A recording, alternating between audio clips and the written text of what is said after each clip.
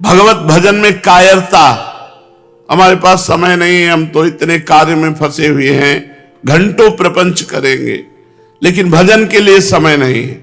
हम एकदम ठीक समय निकालते हैं, भजन के लिए आपके पास काफी समय है। कल भी चर्चा की थी, 24 घंटे होते हैं, 12 घंटे हम आपके काम के रख लेते हैं।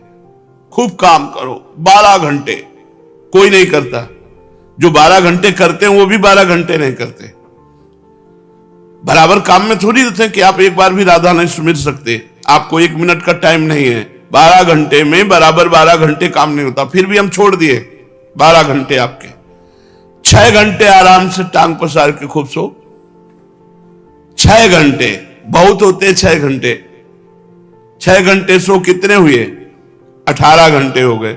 2 घंटे भोजन के ले लो, कितने हुए? 20 घंटे हो गए। 1 घंटे मनोरंजन के लिए ले लो, छोड़ा मनोरंजन के लिए। 1 घंटे मनोरंजन के लिए, सात्विक मनोरंजन के लिए छोड़ा। अब कितने बचे? 3 घंटे। अब 3 घंटे भजन कर लो, देखो तुम कितने बड़े महापुरुष बन जाओगे। 3 घंटे 24 घंटे में जो भजन करता है और गृहस्थी के अपने कार्य करके भगवान को समर्पित कर देता है, वो गृहस्थ भी संत है। कहते हैं हमारे पास भजन के लिए टाइम नहीं है। प्रायः 8 घंटे की नौकरी होती है। कोई किसानी भी करता है तो बराबर फावड़ा 8 घंटे थोड़ी चलाता है। ये सब प्रमादी लोग हैं जो कहते हैं हमारे पास भजन के लिए समय। हमने मनोरंजन के लिए भी समय छोड़ा, 1 घंटा, 2 घंटा भोजन के लिए छोड़ा, 6 घंटे शयन के लिए छोड़े, 12 घंटे तुम्हारे काम के लिए छोड़े। अब भजन के लिए टाइम नहीं। कहे भजन के लिए टाइम नहीं, दिन भर प्रपंच करते घूमेंगे, भजन के लिए टाइम नहीं। तो ये कायरता है। भजन में उत्साहहीनता, अकर्मण्यता, स्वभाव में चंचलता, ये 11 दोष जिनके अंदर वो भ्रष्ट हो जाता है। तर्क, रुक्षता, प्रपंचरति, स्त्री में आसक्ति, बालक आदि के साथ आसक्ति, द्रव्य रुपया वैभव भोग, कायरता, उत्साहहीनता, अकर्मण्यता, स्वभाव में चंचलता, ये 11 बातें साधक को भ्रष्ट कर देती हैं। इनकी कृपा को चिंतन करो हर समय, अपने साधन को चिंतन करो हर समय, इष्ट देव को चिंतन करो। अगर दोष देखने हैं तो अपनी रहनी की जांच करो कि तुम्हारे में कौन कौन से दोष हैं। किसी अन्य साधक की रहनी की तरफ मत देखो, अपनी रहने की तरफ देखो। बुरा जो देखन मैं चला, बुरा न मिलिया कोई, जो दिल खोजूं आपनो तो हमसे बुरा न होए। हम पहले अपनी बुराइयों को खोज खोज करके बाहर करें तो हमें पता चलेगा हमारे अंदर कितनी बुराइयां हैं। चिंतन करना है तो अपनी रहनी को चिंतन करो, अपने स्वभाव को चिंतन करो, सतत चिंतन परायण रहो अपने इष्ट देव में। हमारे पास समय ही नहीं अन्य चिंतन, अन्य वार्ता, अन्य क्रिया। साधक को जीवन में सादगी भरो जीवन रहना चाहिए।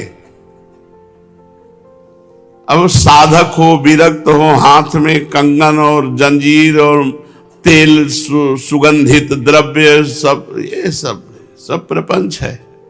भगवत प्रसाद की बात अलग है कि इत्र मिल गया उसको लगा लिया, पान मिल गया हो तो भगवत प्रसाद रूप है। सादगी वस्त्र, नीचे मार्किन, एक अचला ऊपर ओढ़ लिए, सादा जीवन। शरीर में रज लगी हुई है, बस भोजन पाओ तो रज के पात्रों में पाओ, धातु के पात्रों का त्याग कर दो। विरक्त जो वेश धारण किए हुए हैं उन्हें धातु के पात्रों में नहीं पाना चाहिए। प्रायः रज या नारियल के पात्रों का प्रयोग। अपनी रहनी से रहो तो बहुत आनंद मिलेगा, अपनी रहनी से रहो। हर समय साधक को अपने इष्ट देव का चिंतन, और ये ध्यान रखे कि हमारे शरीर में किसी भी तरह रजगो गुण बढ़ाने वाले लेप न लगे। साबुन है, ये जो क्रीम आदि हैं, ये सब नहीं। संत बने हो, हमारे लिए क्रीम है वृंदावन की, रज लगाओ, नाम जप करो, ब्रह्मचर्य से रहो, बड़े सुंदर लगोगे। ये बाह्य सुंदरता के लिए साधक नहीं। आंतरिक सुंदर है तो जगत आकर्षण हो जाएगा। यहां तक कि जगदीश का भी आकर्षण हो जाता है, भगवान का अत्यंत लाडला भक्त बन जाता है। बाह्य सादगी जीवन होना चाहिए। समस्त साधु समाज को सम्मान देना चाहिए। साधक को चाहिए किसी भी संप्रदाय का संत हो, सबके प्रति भगवत भाव, सबको नमस्कार, सबकी वार्ता सुने, सबके चरण पखारे, सबको भोजन पवावे, सबके नमस्कार करे। किसी के प्रति ऐसा अरे तो अमुक संप्रदाय का नहीं, सब भगवान के रूप हैं, सब भगवान को भजने वाले वंदनीय हैं। केवल हम ही सबसे छोटे सेवक हैं, सब हमसे बड़े हैं। जिसकी ये भावना बन गई वो निरपराध रहता है। सेवक तो हम, स्वामी चराचर जगत, सो अनन्य गति जाके असमति न टरे हनुमंत, मैं सेवक सचराचर रूप स्वामी भगवंत। आहा, कितना आनंद है इस बात में। चराचर जगत मेरा साक्षात भगवान रूप धारण किए हुए है और मैं एकमात्र अकेला सेवक हूं। मैं सेवक हूं, सब मेरे स्वामी है, कहीं अपराध की कोई गुंजाइश नहीं। और यही अनन्य भक्त का स्वरूप है। उसकी मति कभी इस बात से नहीं टलती, सब रूपों में मेरा स्वामी है। साधक को चाहिए कि व्यर्थ बात न करे, पर चर्चा न करे, पर निंदा न करे, स्त्री चर्चा न करे।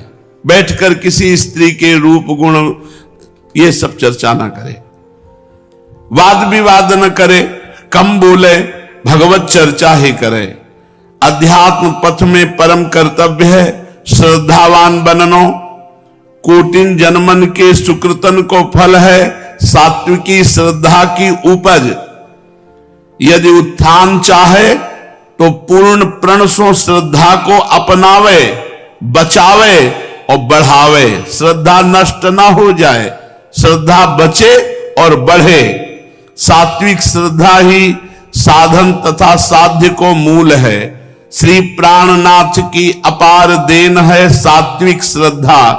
श्रद्धालु को पतन ना ही होए है, श्रद्धालु को जीवन एक आदर्श जीवन होए है। सात्विकी श्रद्धा में स्वार्थ की गंध हो नहीं रहा है।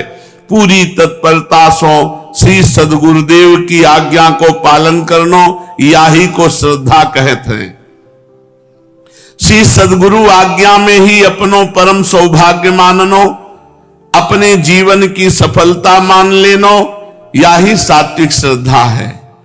श्रद्धालु जनन को संपर्क राखो, श्रद्धालु जनन में श्रद्धा करनो, श्रद्धालु जनन को अपने सो बहुत अधिक माननो, श्रद्धालु जनन में भाव रखनो, श्रद्धालु जनन के अनुयायी बननो और श्रद्धालु जनन को अपनो पथ प्रदर्शक माननो। श्रद्धा में भयंकर विघ्न है अपनी बुद्धि सो काम ले लेने।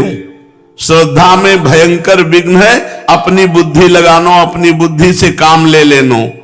हमारी श्रद्धा ठीक ठीक चल रही है या की परीक्षा है गुरु चरणन में प्रेम बढ़तो जाए, तब समझो कि हम अध्यात्म में प्रवेश कर रहे हैं। जब सात्विकी श्रद्धा बढ़ती ही जाए, भजन में अतृप्ति होए और सबसे दैन्य भाव रहे, सबसे झुक के रहे, तृणादपि सुनी चेनो।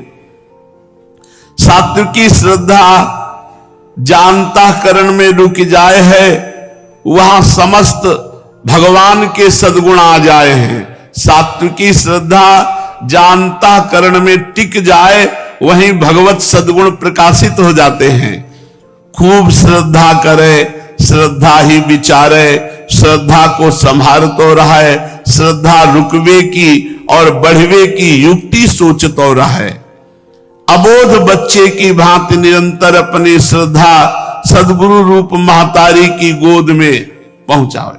जैसे छोटा बच्चा केवल अपने मां के अधीन होता है, मां के सिवा और ज्यादा उसका किसी से परिचय नहीं, ऐसे सदगुरु के सिवा हमारी और कहीं भावना नहीं, एकमात्र सदगुरु की गोद।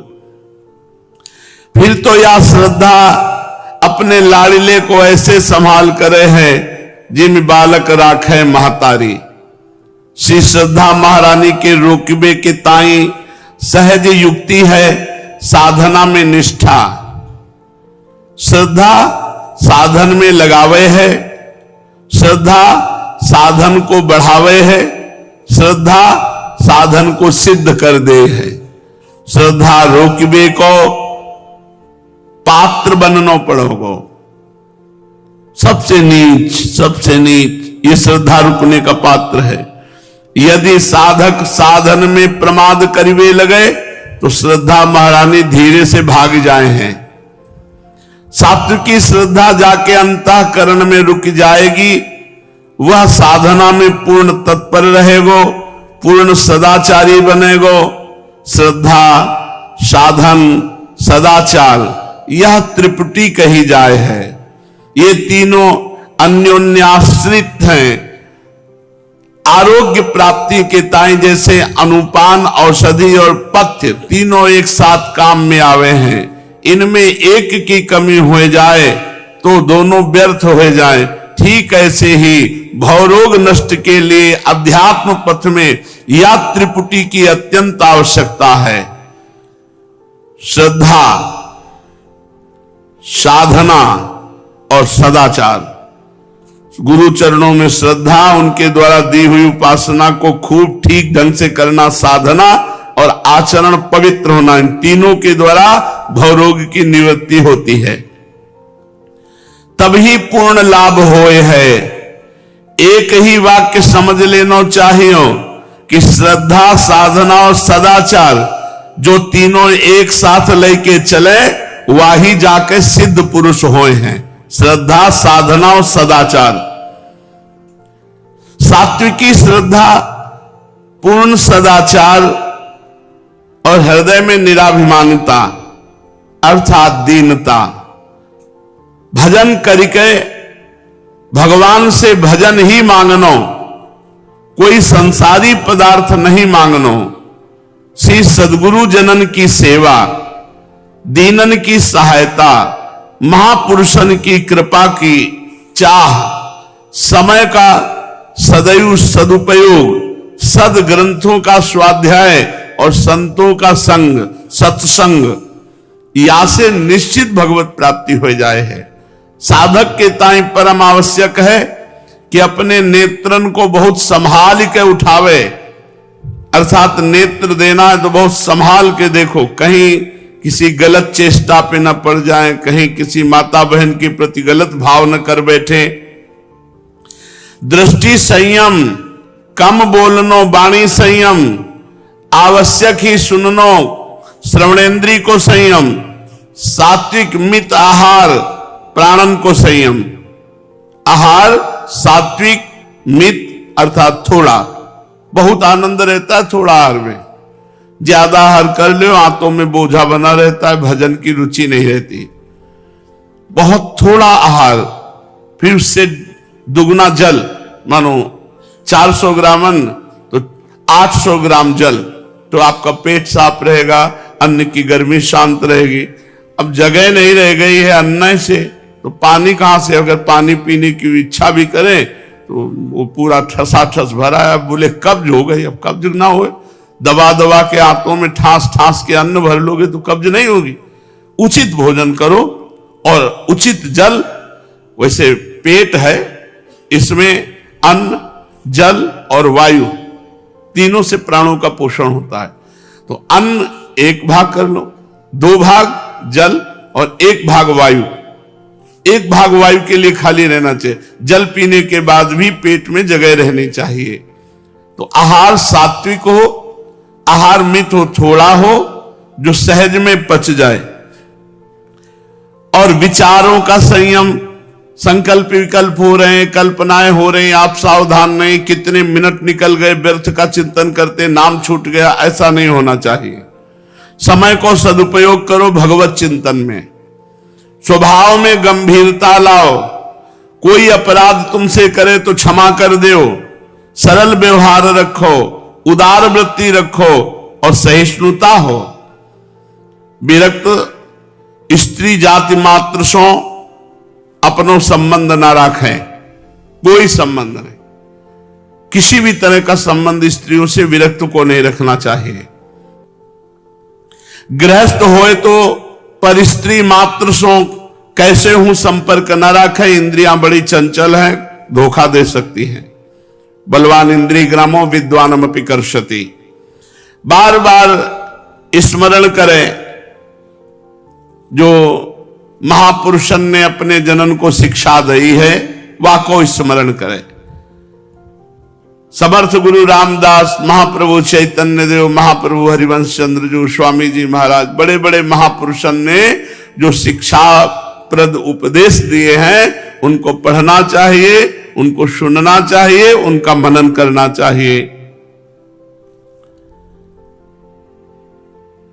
श्री भागवत जी की आज्ञा है कि विरक्त साधक पर स्त्री को अपनी मृत्यु ही देखे, पर स्त्री की तरफ देखे कि मृत्यु है हमारी, अगर हमने गलत ढंग से देखा, गलत भाव किए तो हमारा नाश हो जाएगा।